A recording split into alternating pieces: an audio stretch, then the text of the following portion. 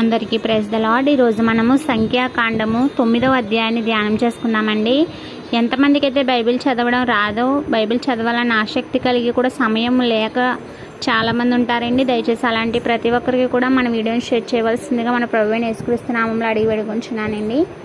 ఆమేన్. 9వ అధ్యాయాన్ని ధ్యానం చేసుకుందాం. ఐగుప్తు దేశంలో నుండి వారు వచ్చిన తరువాత 2వ సంవత్సరము మొదటి నెలలో యెహోవా సీనాయి అరణ్యమందు మోషేకు ఇలాగ సెలవిచ్చెను. ఇశ్రాయేలీయులు పస్కా పండుగను దాని నియామక కాలమందు ఆచరింపవలెను. దాని నియామక కాలమున అనగా ఈ నెల 14వ దినమున సాయంకాలమందు దానిని ఆచరింపవలెను.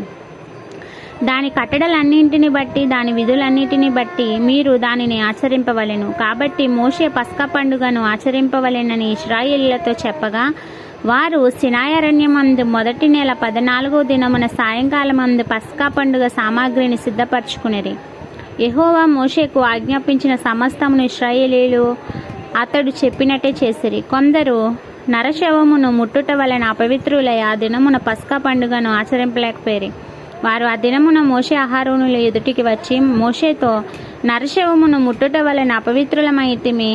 యెహోవా అర్పణమును దాని నియామక కాలమును ఇశ్రాయేలీయుల మధ్యను అర్పించకుండానట్లు ఎలా అడ్డగింపబడితిమని అడుగగా, మోషే నిలువుడి, మీ విషయంలో యెహోవా ఏమి సెలవిచ్చునో నేను తెలుసుకుందునని వారితో అనెను. అప్పుడు యెహోవా మోషేకి ఇలాగ సెలవిచ్చెను. నీవు ఇశ్రాయేలీలతో ఇట్లనము, మీలో గాని మీ వంశంలో గాని ఒకడు శవమును ముట్టుట వలన అపవిత్రుడైనను దూర ప్రయాణము చేయుచుండినను అతడు యెహోవా పస్కా పండుగను ఆచరింపవలెను. వారు 2వ నెల 14వ దినమున సాయంకాలమున దానిని ఆచరించి పొంగని వాటితోనూ చేదు ఆకుకూరలతోనూ దాన్ని తినవలెను. వారు మరునాటి వరకు దానిలో కొంచెమైనను మిగిలినీయవలదు. దానిలోనిది ఒక్క ఎముకనైనను విరవలదు. పస్కా పండుగ విషయమైన కట్టడలన్నింటినీ బట్టి వారు దానిని ఆచరింపవలెను.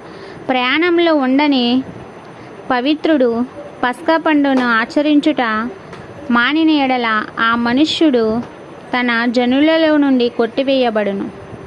అతడు యెహోవా అర్పణమును దాని నియామక కాలమును అర్పింపలేదు గనుక ఆ మనుష్యుడు తన పాపమును తానే భరింపవలెను. మీలో నివసించు పరదేశి యెహోవా పస్కాను ఆచరింపగోరినప్పుడు అతడు పస్కా కట్టడ చొప్పున దాని విధిని బట్టియే దానిని చేయవలెను. పరదేశికిని మీ దేశములో పుట్టినవానికిని మీకును ఒకటే కట్టడగా ఉండవలెను.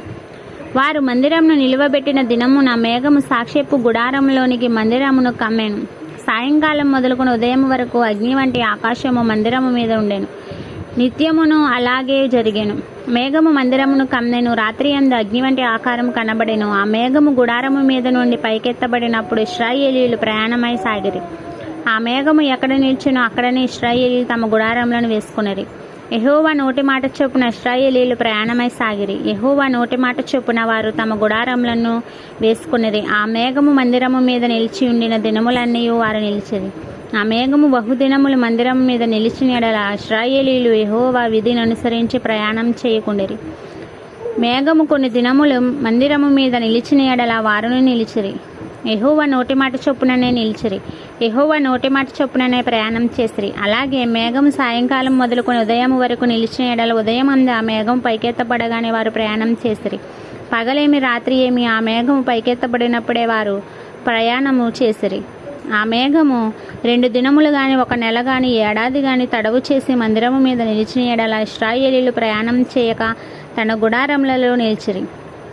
అది ఎత్తబడినప్పుడు వారు ప్రయాణం చేసిరి. యెహోవా మాట చొప్పున వారు తమ గుడారములను వేసుకునిరి. యెహోవా మాట చొప్పున వారు ప్రయాణం చేసిరి. మోషే ద్వారా యెహోవా చెప్పిన మాటను బట్టి యెహోవా ఆజ్ఞ అనుసరించి నడిచిరి.